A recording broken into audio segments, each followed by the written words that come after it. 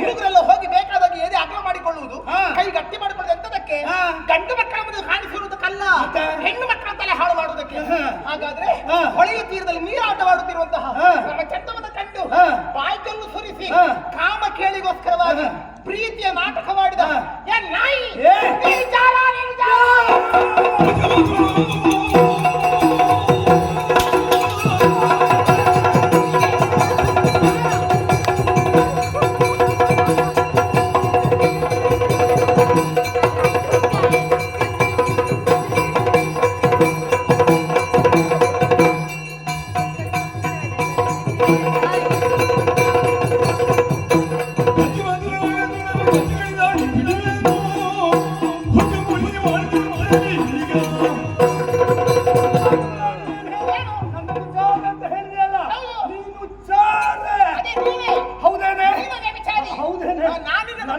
ನಾನು ಪ್ರೇಮಿಸಿದ್ದು ನೀನು ಕಾಮಿಸಿದ್ದು ಕಾಮುಕ. ಹೌದೇ, ನಾನು ಕಾಮಿಸಿದ್ದು ಅಂದು ನಾನೊಂದು ತಪ್ಪು ಮಾಡಿದ್ದೇನೆ.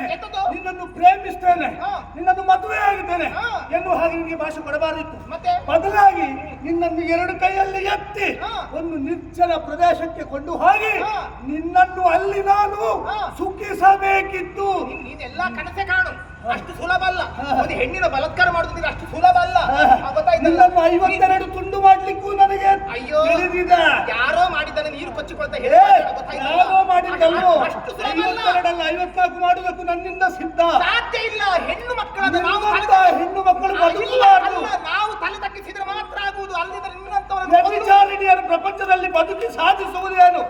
ನಿನ್ನಂತವರನ್ನು ಕೊಲ್ಲುವುದು ಹೆಣ್ಣು ಮಕ್ಕಳ ನಮಗೆ ದೊಡ್ಡ ಕೆಲಸ ಅಲ್ಲ. ನೋಡು, ಹೆಣ್ಣು ಮನಸ್ಸು ಮಾಡಿದ್ರೆ ಮನೆಯ ಮುಂದೆ ರಂಗೋಲಿ ಹಾಕುತ್ತಾಳೆ, ಮನಸ್ಸು ಕೆಟ್ಟಿದ್ದು ರಕ್ತದ ಹೊಳೆ ಹರಿಸ್ತಾಳೆ. ವ್ಯಭಿಚಾರಿಣಿಯರು ಮನೆಯ ಮುಂದೆ ರಂಗೋಲಿ ಹಾಕುವುದಿಲ್ಲ, ಬದಲಾಗಿ ಯಾರ್ಯಾರ ತೋಳ ತೆಕ್ಕೆಯಲ್ಲಿರ್ತಾರೆ ರಂಗೋಲಿ ಹಾಕುವುದು ಯಾರು?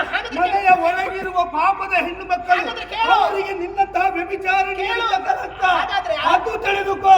ನೀ ಹೇಳಿದ್ರೆ ನೀ ಹೊಗಳಿದೆಯಲ್ಲ, 52 ದುಂಡು 54 ದುಂಡು ಅದು ಮಾಡುದು ಒಳ್ಳೆ ಗಂಡು ಮಕ್ಕಳು ಮನೆತನ ಸಂಸ್ಕಾರವನ್ನು ಮಾಡುವುದಿಲ್ಲ.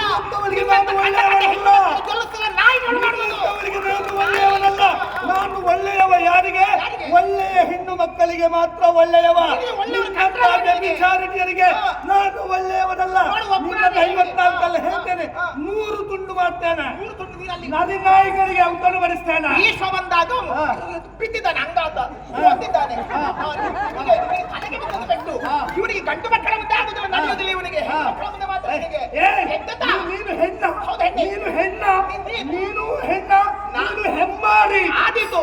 ನೀನು ಗಂಡು ಸಲ್ಲಲ್ಲ, ಹಣೆ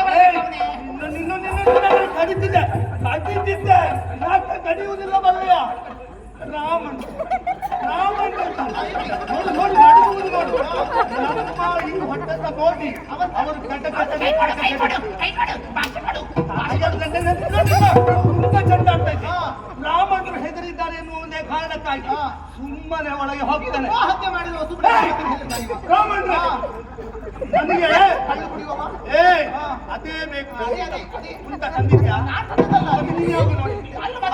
ಒಬ್ಬನ ಮೇಲೆ ಆರೋಪ ಮಾಡುವ ಮೊದಲು ನಾವು 1000 ಸಲ ಯೋಚನೆ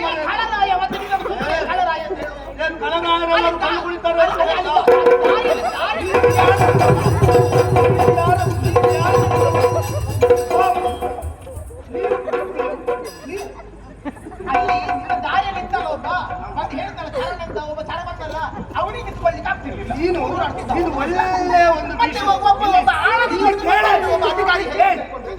ಒಳ್ಳೆಯ ಒಂದು ವಿಷಯವನ್ನು ನನಗೆ ನೆನಪಿಸಿದೆ. ರಾಮಣ್ರೆ ನೋಡಿ, ಸ್ವಲ್ಪ ಹೊತ್ತು ನಾನು ಒಳಗಿರ್ತೇನೆ, ಸ್ವಲ್ಪ ನೀರು ಕುಡಿತೇನೆ.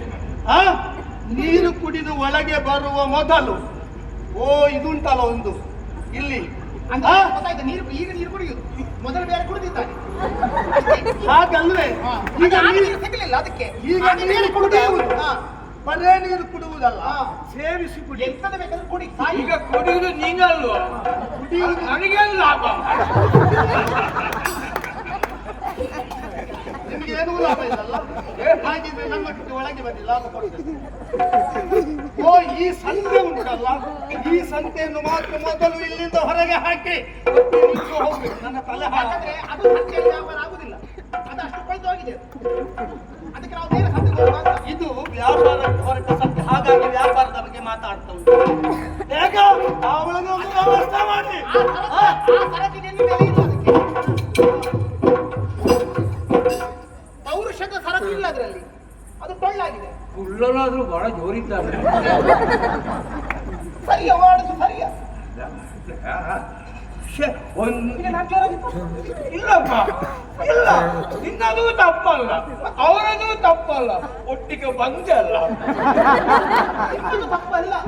ಈಗ ಅವ ಇಂತ ಮರ್ಯಾದೆ ಬಿಟ್ಟವಳಂತ ನೀವು ಕೇಳಬೇಕಿತ್ತ ಬೇಡವಾ? ಅವ ಹೇಳಬಹುದಲ್ಲ ಅದು? ನೀವು ಅವ್ನು ತಪ್ಪಲ್ವಾ? ಈಗ ನೀನು ಮರೆದು ಬಿಟ್ಟವಳ ಅಂತ ಅವ ಹೇಳಬಹುದಾ? ಅವ ಹೇಳಬಹುದಾ? ಈಗ ಒಂದು ರಥದಲ್ಲಿ ಹೋದ ಕ್ಷಣದಲ್ಲಿ, ದೋಣಿಯಲ್ಲಿ ಹೋದ ಕ್ಷಣದಲ್ಲಿ ಒಂದು ಹತ್ತಿರ ಹತ್ತಿರ ಕೂತ್ಕೊಳ್ತೇನೆ, ಅಷ್ಟಕ್ಕೆ ಅವನೊಟ್ಟಿಗೆ ಓಡಿ ಹೋದ ಅಂತ ಹೇಳುದು. ನಿನ್ನೊಟ್ಟಿಗೆ ನಾನು ಹೋಗಲಿಲ್ಲ. ಕೇಳಬೇಕಿತ್ತ ಅವನ ಹತ್ರ. ಹೇಳು, 4 ಸಲ ಎತ್ತೆ. ಮತ್ತೆ ಅದು ಸುಮ್ಮನೆ ಇಷ್ಟುದುಂಟು ಕತ್ತಿ. ಬಿಡಿ, ಬ್ರಾಹ್ಮಣರಾದ ನೀವು ನಾಲಿಗೆಯ ಹರಿತ ಉಳ್ಳವರು, ಕತ್ತಿಯ ಹರಿತಕ್ಕೆ ಹೆದರುವವರು. ನಮಗೆ ಮರ್ಯಾದೆ ರಕ್ತ ಕಂಡ್ರೆ ಆಗುದಿಲ್ಲ. ಬಿಡಿ, ಮರ್ಯಾದೆ ಹೋಗಿ. ಮರ್ಯಾದೆ ಇಲ್ಲದಿದ್ದಲ್ಲಿ ಇರಬೇಕಲ್ಲ. ಚಾಕು. ನಾವು ಹೋಗುವ. ಒಂದು ತುಂಡು ಮೂಗಿದ್ದವ ಇಲ್ಲಿ ನಿಲ್ಲಬಾರ್ದು. ಹೋಗು, ನಾವು ಹೋಗು.